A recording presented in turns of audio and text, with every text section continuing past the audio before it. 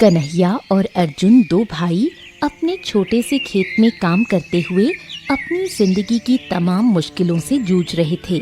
एक दिन हल चलाते हुए कन्हैया ने अर्जुन से अपनी चिंता जाहिर की। हाँ भाई अर्जुन, कब तक हम यूं ही गरीबी में घिसटते रहेंगे? कब तक? अरे दिन रात मेहनत करते हैं, लेकिन कभी कभी तो पेट भी नहीं भर पाते। अरे सब्र करो भाई, सब्र करो, मेहनत का फल जरूर मिलता है। अरे हमारे भी दिन बदलेंगे यार, सब्र करो, सब्र सब्र। अरे दिन बदलेंगे तो कब बदलेंगे? मेरा मोहन 5 साल का हो गया, उसके लिए नए कपड़े तक नहीं ला सका। क्या यही सपना देखा था मैंने? अरे अरे अरे भाई, सपनों पर सवाल मत उठा। अरे मेरे बेटे को देखना, 7 साल का हो गया है, उसने भी कभी नए कपड़े नहीं पहने हैं। लेकिन देखना, सब ठीक होगा। बस मेहनत करते रहो, मेहनत से फल जरूर मिलता है, मेहनत जरूरी है। दिन भर की मेहनत के बाद दोनों भाई शाम को अपने घर लौटे। घर में भी गरीबी का असर साफ झलक रहा था। अर्जुन के घर में उसकी पत्नी बिंदिया चौके में बैठी अपने पति की राह देख रही थी। जैसे ही अर्जुन घर में दाखिल हुआ, उसने अपनी चिंता जाहिर की। आज फिर खाली हाथ लौट आए? कब तक ये सब चलता रहेगा अर्जुन? आखिर हमारी भी कोई जिंदगी है या नहीं? हाँ, समय बदलता है बिंदिया, हमारा भी बदलेगा। बस थोड़ा सा सब्र कर लो। सब्र? कब तक? मेरे बच्चे भूखे हैं और तुम सब्र की बात कर रहे हो? खेती छोड़ो, कुछ और काम करो। आखिर कब तक ये गरीबी झेलेंगे?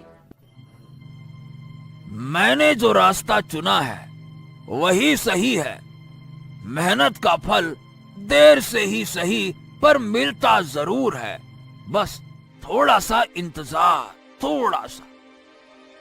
बिंदिया गुस्से में बर्तन पटकते हुए चुप हो जाती है। अर्जुन की थकी हुई आवाज उसे शांत कर देती है। कन्हैया के घर का माहौल भी कुछ अलग नहीं था। उसकी पत्नी राधा दिन भर के काम के बाद कन्हैया का इंतजार कर रही थी।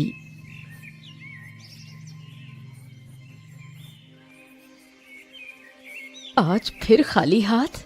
क्यों नहीं कुछ काम करते? ये खेती हमें कुछ नहीं देने वाली।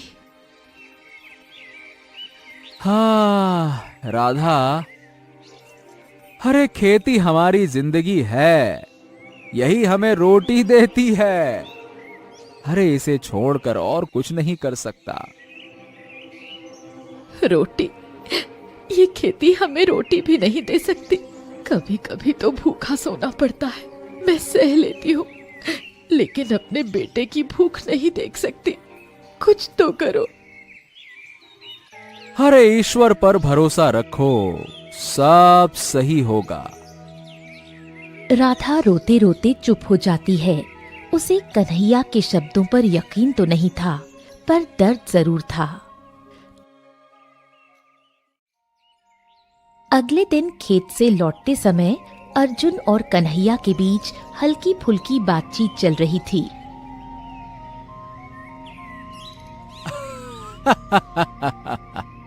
अर्जुन, क्यों भाई, तेरा भरोसा अब भी कायम है या हालात ने हिला दिया? भरोसा? अरे भरोसा कायम है, पर हालात जरूर बदलने चाहिए। चल चल, अब चलते हैं, भूख बहुत लगी है। चल भाई।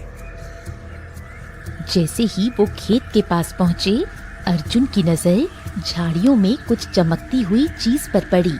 उसने कन्हैया को रुकने का इशारा किया। अरे ये क्या? ये तो झाड़ियों में कुछ चमक रहा है ससुरा।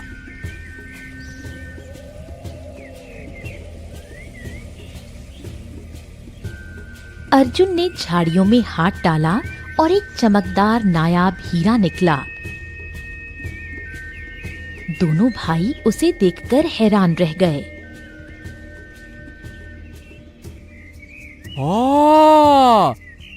ये तो हीरा है भाई। अरे हमारी किस्मत बदल गई। अरे हीरा है हीरा। हाँ, इसे बेचकर हम और जमीन खरीद सकते हैं, फिर और मेहनत करेंगे और अमीर बनेंगे। अरे हाँ, सही कहा। हाँ। लेकिन अर्जुन की आंखों में लालच झलकने लगा। वो हीरे को अपने पास रखने का इरादा कर चुका था। अरे चलो चलो, इसे राजा के पास लेकर चलते हैं, अच्छे दाम मिलेंगे। चलो चलो। अरे जरा रुको रुको रुको, पहले सोच तो लें। जल्दबाजी ठीक नहीं है भाई। तभी एक बूढ़ा साधु पेड़ के पीछे से निकलकर उनके सामने आ गया। रुक जाओ, वो हीरा वहीं रख दो, वो मेरा है। तुम्हारा है? लेकिन ये तो झाड़ियों में पड़ा था। अगर तुम्हारा होता तो तुम्हारे पास होता, अब हमारे पास है तो हमारा है। सीधी बात। तुम नहीं जानते ये हीरा क्या कर सकता है। ये तुम्हें बर्बाद कर देगा। मुझे इसे वापस कर दो। बर्बाद? अरे हम तो इसे बेचकर अमीर बनना चाहते हैं। बर्बाद? अरे इसे तो हम बेचकर अमीर बनने वाले हैं। इसे छोड़ने का सवाल ही नहीं उठता। सोच लो, जो चीज ज्यादा चमकती है वो हमेशा सुख नहीं देती। लालच का नतीजा हमेशा विनाश होता है। साधु की बातें सुनकर भी अर्जुन का मन नहीं बदला। उसने हीरे को कसकर पकड़ लिया। ठीक है। तुमने जिस तरह से हीरा कसकर पकड़ा है, उससे साफ लगता है कि तुम्हारी इस पर नीयत खराब हो गई है। ये हीरा एक चमत्कारी हीरा है। इस हीरे को बेचना नहीं, इसे अपने पास रखना। जब तक ये हीरा तुम्हारे पास रहेगा, तुम्हारे पास धन की कोई कमी नहीं होगी। मगर एक बात का ख्याल रखना, जब तुम्हारे पास धन बहुत अधिक मात्रा में आ जाए, तब तुम गरीबों का ख्याल रखना। किसी को भूखे नहीं सोने देना और धन को दोनों हाथों से मत लूटना। और सबसे महत्वपूर्ण बात, अपने बुरे वक्त को कभी भी मत भूलना। तुम जिस मेहनत से रोटी कमाते हो, धन आ जाने से उस रोटी की कीमत मत भूल जाना। याद रखना, याद रखना। इतना बोलकर साधु वहां से चला गया। साधु के रहस्यमयी शब्दों ने अर्जुन और कन्हैया को एक नई उम्मीद और चुनौती के सामने खड़ा कर दिया। साधु के जाने के बाद कन्हैया खुश था, जबकि अर्जुन के मन में लालच अपना असर दिखाने लगा था। अरे भाई, ये चमत्कारी हीरा हमारे लिए किसी वरदान से कम नहीं है। हाँ, अब हमारे गरीबी के दिन दूर हो जाएंगे। सोचो, अब ना हमें भूखा सोना पड़ेगा और ना हमारे बच्चों को। अब तो नए कपड़े भी। वाह वाह वाह वाह। ए कन्हैया, वाह वाह वाह वाह वाह वाह। ये हीरा मैंने पाया है, अब बोलो वाह वाह वाह वाह वाह वाह। इसीलिए इस पर मेरा अधिकार है। जो कुछ भी इससे मिलेगा वो होगा मेरा। अब बोलो वाह वाह वाह वाह वाह वाह। भाई, तुम ऐसा कैसे कर सकते हो? ये हीरा हम दोनों के पास आया है। साधु बाबा ने भी कहा था कि इसे गरीबों के भले के लिए इस्तेमाल करना चाहिए। वाह वाह वाह वाह। मुझे साधु बाबा की बातें सुनाने की जरूरत नहीं है। हीरा मैंने देखा, हीरा मैंने उठाया, तो इसका मालिक कौन हुआ? मैं हुआ। हाँ, तुम्हारे ऊपर एक एहसान कर रहा हूँ। मैं अपने हिस्से की सारी जमीन तुम्हें देता हूँ। मजे करो बेटा। अब ये मत सोचना कि हीरे से तुम्हें कुछ मिलेगा, हैं? कन्हैया अर्जुन के इस बदले स्वभाव को देखकर चुप हो गया। वो समझ नहीं पा रहा था कि ये वही अर्जुन है जो हमेशा उसके सुख दुख में साथ रहता था। अर्जुन घर पहुंचकर अपनी पत्नी बिंदिया को पूरी बात बताता हुआ बोला, तुमने सही किया। जब ये हीरा हमारे पास है तो हमें किसी और के बारे में सोचने की जरूरत नहीं। कन्हैया को उसकी जमीन दे दी, यही काफी है। ठीक कहा। अब मैं सिर्फ अपने परिवार के बारे में सोचूंगा। अरे जब हमारे पास इतना धन होगा तो हमें किसी की परवाह करने की जरूरत नहीं है। साधु की बातों पर ज्यादा ध्यान मत देना। धनवान बनने के बाद हमें किसी के लिए कुछ करने की जरूरत नहीं। ये वक्त सिर्फ हमारा है। अर्जुन उसी रात अपने कमरे में अपनी पत्नी बिंदिया और बेटे बिरजू के साथ गहरी नींद में था। तभी एक जोरदार धमाके की आवाज से कमरे की खिड़कियां कांप उठीं। हाँ हाँ, ये कैसी आवाज थी? क्या हुआ अर्जुन? अर्जुन की नजर कमरे के बीचों बीच पड़ी एक चमकती हुई वस्तु पर गई। वो एक सोने का कलश था जिसमें स्वर्ण मुद्राएं भरी हुई थीं। ए बिंदिया, बिंदिया, अरे उठो, देखो तो ये क्या है? है? इतना सारा सोना ये कहां से आया? क्या ये वही चमत्कारी हीरे का असर है? हाँ, ये चमत्कारी हीरे का ही काम है। बिंदिया, हमें तुरंत ये घर छोड़ना होगा। अगर कन्हैया और राधा को पता चल गया तो वो इसे मांग सकते हैं। चलो। हाँ, ठीक कहते हो। ये हमारा समय है। हमें किसी से इसे साझा करने की जरूरत नहीं। अर्जुन ने जल्दी से सोने का कलश उठाया और अपनी पत्नी और बेटे को लेकर रातों रात घर छोड़ दिया। वो अपने पुराने घर को हमेशा के लिए छोड़कर एक नई दुनिया बसाने निकल पड़ा।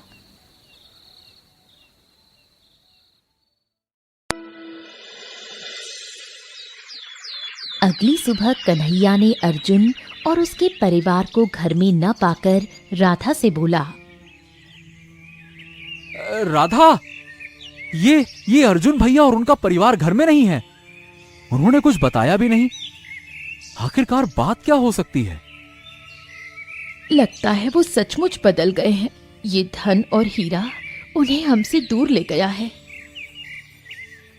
कन्हैया ने अर्जुन की बेवफाई को सहा और अपनी मेहनत पर ध्यान देने लगा। लेकिन कुछ समय बाद गांव के मुखिया ने उसे अर्जुन के नए जीवन के बारे में बताया। कन्हैया, तुम्हें पता है, तुम्हारे भाई अर्जुन अब गांव के सबसे अमीर आदमी बन गए हैं। उन्होंने यहाँ एक बड़ी हवेली बनवाई है और अब किसानों को कर्ज पर पैसे देने लगे हैं। क्या अर्जुन भैया अब ऐसा कर रहे हैं? और ये कर्ज देने का मतलब क्या है? मतलब ये है कि जो भी उनका कर्ज नहीं चुका पाता वो उसकी जमीन अपने नाम कर लेते। अब तो गांव के ज्यादातर खेत उनके पास ही हैं। यही है मतलब। कन्हैया ने ये सब सुनकर गहरी सांस ली। उसने अपने भाई के बदले स्वभाव को स्वीकार कर लिया और खुद को अपने खेत और परिवार की देखभाल में लगा दिया। अर्जुन ने धन के नशे में चूर होकर गांव के सभी किसानों की जमीन हथिया ली थी। 20 साल बीत गए और अब अर्जुन पूरे गांव का मालिक बन चुका था। लेकिन कन्हैया ने अपनी जमीन नहीं बेची। एक दिन अर्जुन अपने बेटे बिरजू के साथ कन्हैया के खेत पर आया। कन्हैया अपने बेटे मोहन के साथ खेत जोत रहा था। अर्जुन को देखकर कन्हैया मुस्कुराया। अरे भैया, 20 साल बाद आज आपको हमारी याद कैसे आ गई? हाँ कन्हैया, मैं तुम्हारे खेत की बात करने आया हूं। गांव में सिर्फ तुम्हारा खेत बचा है जिसे मैंने अभी तक नहीं खरीदा। तो कन्हैया, इस खेत को तुम मुझे बेच दो। भैया, सीधी बात है, ये खेत मेरे और मेरे बच्चों का सहारा है, इसे मैं नहीं बेच सकता। ए कन्हैया, ये मत भूलो कि इस खेत का आधा हिस्सा मेरा भी है, समझे क्या? अब हाँ तो ठीक है ना, अपने आधे हिस्से को ले जाओ आप, लेकिन जो मेरा हिस्सा है वो तो मेरा है ना, उसे खरीदने की तुम्हारी औकात नहीं है। कन्हैया के इन शब्दों ने अर्जुन को और भी क्रोधित कर दिया। वो गुस्से से भरकर अपने बेटे बिरजू के साथ वहां से चला गया। समय का चक्र घूमने लगा। कुछ महीनों बाद चंदन नगर राज्य पर भयंकर सूखे की मार पड़ी। खेत बंजर हो गए, नदियां सूख गईं और गांव में भी अनाज का नामो निशान मिट गया। गांव वाले अर्जुन की हवेली के सामने इकट्ठा हुए। अर्जुन के गोदामों में अनाज का अंबार था और गांव वाले भूख से बेहाल थे। अर्जुन भैया, अर्जुन भैया, अर्जुन भैया, हमारी मदद करो, हमारे बच्चों के लिए थोड़ा अनाज की व्यवस्था कर दो। अरे भगवान के लिए हमारी भूख मिटा दो अर्जुन भैया। हे, ध्यान से सुनो, मुझे तुम लोगों की मदद करने में कोई आपत्ति नहीं है, लेकिन भैया हर चीज की एक कीमत होती है। अनाज चाहिए तो मुझे अपने घर भी देने होंगे, तभी तुम लोगों को अनाज मिलेगा। क्या? हाँ। गांव वाले अर्जुन की शर्त सुनकर सहम गए। घर और जमीन उनके पास आखिरी सहारा था। ये तो अन्याय है अर्जुन। इतने वर्षों तक हमने तुम्हें भाई समझा और आज तुम हमें इस तरह लूट रहे हो। अरे मुखिया जी, इसे लूटना नहीं कहते, इसे कहते हैं व्यापार। अब तुम्हें अनाज चाहिए तो मुझे बदले में तुम्हारा सब कुछ मतलब सब कुछ देना होगा भैया। फैसला तुम्हारे हाथ में है। हम तो कहते हैं मत दो, जबरदस्ती थोड़ी ना है कोई। गांव वाले निराश होकर मुखिया के साथ कन्हैया के पास गए। उन्होंने सारी स्थिति बताई। कन्हैया, अब तुम्हारे पास ही उम्मीद है। तुम्हें राजा विक्रम से मदद के लिए बात करनी होगी। हम सबकी मदद करो। राजा विक्रम दयालु हैं। चलो हम उनसे न्याय मांगते हैं। कन्हैया, मुखिया और गांव वाले राजा विक्रम के महल में पहुंचे। महाराज की जय हो। महाराज, कृपया हमारी मदद करें। हमारा गांव सूखे की चपेट में है। हमारे पास खाने को कुछ भी नहीं है। अर्जुन ने हम सबकी जमीन तो पहले ही ले रखी है और अब अनाज देने के बदले हमारे घर भी मांग लिए। घर दे देंगे तो फिर हम रहेंगे कहां? मैं तुम्हारी परेशानी समझता हूं, लेकिन चंदन नगर के सभी हिस्से इस समय सूखे की चपेट में है। मेरे महल के गोदाम भी खाली हो चुके हैं। हाँ, मैं चाहकर भी तुम्हारी मदद नहीं कर सकता। राजा विक्रम के जवाब ने गांव वालों की आखिरी उम्मीद तोड़ दी। वो मायूस होकर अपने गांव लौट आए। गांव वालों ने एक बार फिर अर्जुन की हवेली का रुख किया, लेकिन इस बार अर्जुन का जवाब और भी कठोर था। हाँ, मैंने कहा था कि अनाज चाहिए तो भैया अब घर भी देने होंगे, लेकिन अब मेरी शर्त बदल गई है। मैं तुम्हें रोटी दे सकता हूं, लेकिन रोटी की कीमत अपने घर के साथ साथ अपनी गुलामी से चुकानी होगी। सोच लो, भूखे मरना है या जीना है, क्या करना है, सोचो। गांव वालों के पास और कोई चारा नहीं था। भूख ने उनकी आत्मा को हरा दिया। मजबूरी में उन्होंने अर्जुन की शर्त मान ली। अगले दिन कन्हैया अपने घर लौटा तो उसने देखा कि उसकी पत्नी राधा और बेटा मोहन भूख से तड़प रहे थे। राधा ने कातर नजरों से कन्हैया की ओर देखा। कन्हैया, मोहन अब और भूख सहन नहीं कर पाएगा, कुछ कीजिए। हाँ, मैं कोशिश करता हूं। भले ही अर्जुन का व्यवहार कैसा भी हो, है तो मेरा भाई, शायद वो हमारी मदद कर दे। कन्हैया अपनी उम्मीदों को संजोए हुए अर्जुन की हवेली पहुंचा। अर्जुन अपने बेटे बिरजू के साथ महंगे कपड़ों में बैठा हुआ था। अरे कन्हैया, अरे भैया, इतने दिनों बाद मेरी याद कैसे आ गई? भैया, राधा और मोहन भूख से तड़प रहे हैं। मुझे थोड़ा सा अनाज दे दो, मैं तुम्हारा ये एहसान कभी नहीं भूलूंगा। तो अनाज चाहिए तो भैया मेरी शर्त माननी पड़ेगी। तुम तो जानते हो कि अब अनाज की कीमत क्या है, सीधी बात है। क्या कीमत है अर्जुन भैया? देखो, अपने घर की छत छोड़नी होगी और बाकी का जीवन मेरी गुलामी करनी होगी। बस यही छोटी सी कीमत है रोटी की। अर्जुन की बातें सुनकर कन्हैया की आंखों में दर्द और गुस्से के भाव उमड़ने लगे। उसने अपने भाई को देखा और सोचा, क्या ये वही अर्जुन है जिसे उसने हमेशा एक छोटे भाई की तरह स्नेह दिया था? उसी वक्त वही साधु जिसने वर्षों पहले अर्जुन को चमत्कारी हीरे का रहस्य बताया था, अर्जुन की हवेली के सामने प्रकट हो गए। अर्जुन, तुम्हें वो हीरा लौटाना होगा। तुमने उसका दुरुपयोग किया। मैंने क्या गलत किया? रोटी की कीमत लगाई और बदले में धन कमाया। अरे भैया, इसमें क्या बुरा है? तुम जिस रोटी की कीमत तय कर रहे हो, वो तुम्हारी मेहनत और खून पसीने की कमाई नहीं है। रोटी की कोई कीमत नहीं होती।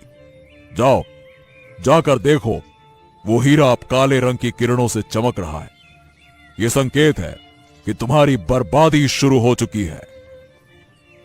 साधु की बात सुनकर अर्जुन का चेहरा पीला पड़ गया। वो दौड़ता हुआ अपने कमरे में गया और हीरे को देखने लगा। वाकई वो हीरा अब काले रंग की किरणें छोड़ रहा था। तभी उसकी आंखों के सामने वो हीरा गायब हो गया। अब तुम्हें रोटी की असली कीमत का एहसास होगा। अलग निरंजन। इतना कहकर साधु वहां से चले गए। उनके जाते ही आसमान में काले बादल छा गए और मूसलाधार बारिश शुरू हो गई।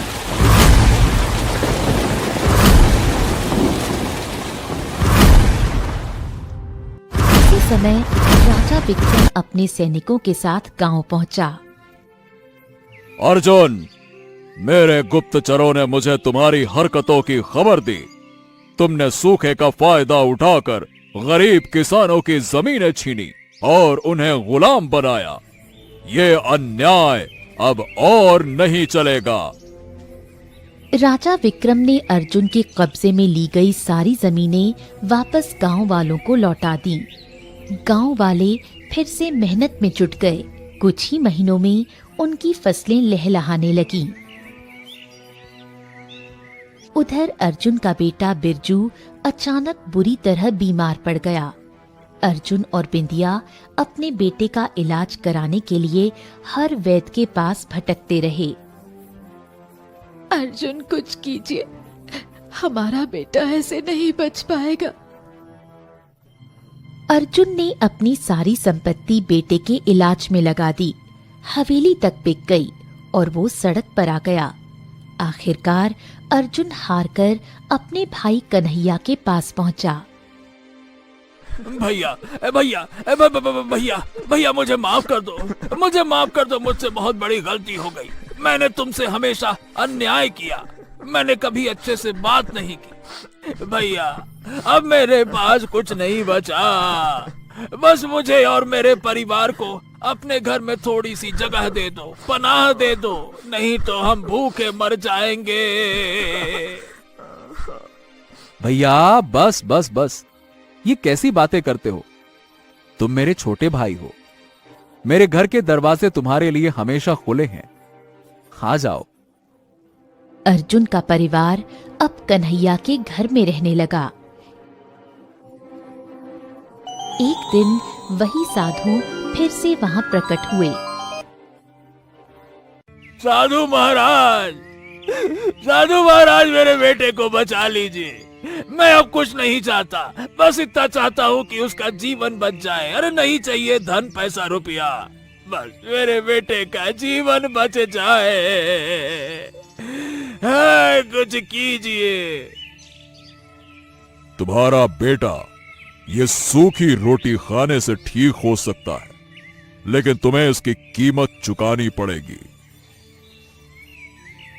साधु महाराज, मेरे पास सब कुछ खत्म हो चुका है। भला भला मैं क्या कीमत चुका सकता हूँ? अब कीमत की बात मत करिए, माफ कर दीजिए, गलती हो गई मुझसे।